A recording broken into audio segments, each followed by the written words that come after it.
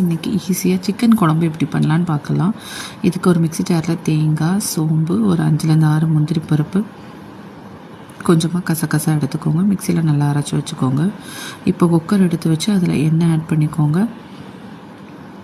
இதில் பட்டை, கிராம்பு, ஏலக்காய் எல்லாத்தையும் ஆட் பண்ணிக்கோங்க.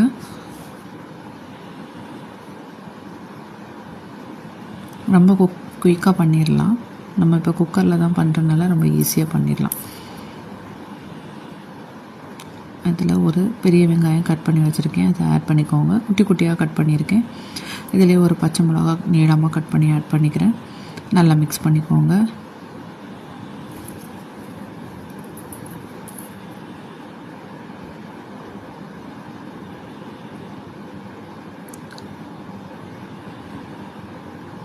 நல்லா மிக்ஸ் பண்ணி விட்டுங்கோங்க.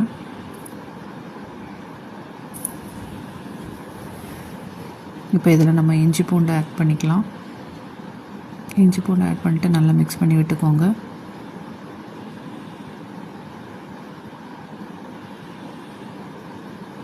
இப்போ இதில் நம்ம ஒரு தக்காளி ஆட் பண்ணிக்கிறேன்.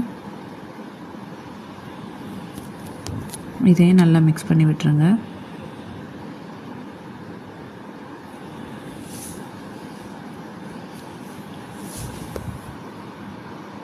இப்போ நம்ம இதில் கழுவி க்ளீன் பண்ணி வச்சுருக்க சிக்கன் ஆட் பண்ணிக்கலாம்.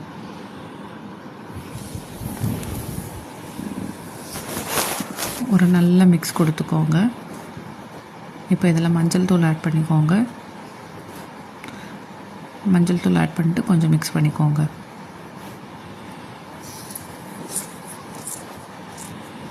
இப்போ இதில் சிக்கன் மசாலா, நீங்கள் எந்த மசாலா தூள்னாலும் ஆட் பண்ணிக்கோங்க. சிக்கன் குழம்பு மசாலா நான் ஆட் பண்ணியிருக்கேன். இது கூடவே கொத்தமல்லி தூள், வத்தல் தூள் ஆட் பண்ணியிருக்கேன்.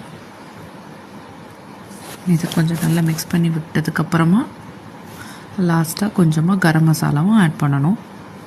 இப்போ கரம் மசாலா ஆட் பண்ணிக்கோங்க. இப்போ இதை நல்லா மிக்ஸ் பண்ணிடுங்க. ரொம்ப ஈஸி தான், நீங்கள் ட்ரை பண்ணி பாருங்கள் கண்டிப்பாக. இப்போ இதில் நம்ம அரைச்சி வச்சுருக்கோம் இல்லையா பேஸ்ட்டு, தேங்காய் பேஸ்ட் ஆட் பண்ணணும். அதுக்கு முன்னாடி தேவையான அளவு உப்பு ஆட் பண்ணிக்கோங்க. இப்போ தேங்காய் பேஸ்ட் ஆட் பண்ணிக்கலாம். மிக்சியை கழுவி தண்ணி ஊற்றிக்கோங்க. அதையும் நல்லா மிக்ஸ் பண்ணி விட்டுருங்க. நம்ம இதில் முந்திரி பருப்பு போட்டிருக்கோன்னா நல்லா கட்டியாயிரும். ஸோ தண்ணியாக இருக்காது, நல்லா கட்டியாயிரும். லாஸ்ட்டாக உருளைக்கிழங்கு ஆட் பண்ணியிருக்கேன். குக்கரில் ஒரு 4லேருந்து 5 விசில் விட்டுக்கோங்க. நம்ம சிக்கன் கிரேவி ரெடி. ட்ரை பண்ணி பார்த்துட்டு எப்படி இருந்ததுன்னு கமெண்ட் பண்ணுங்கள். தேங்க்யூ.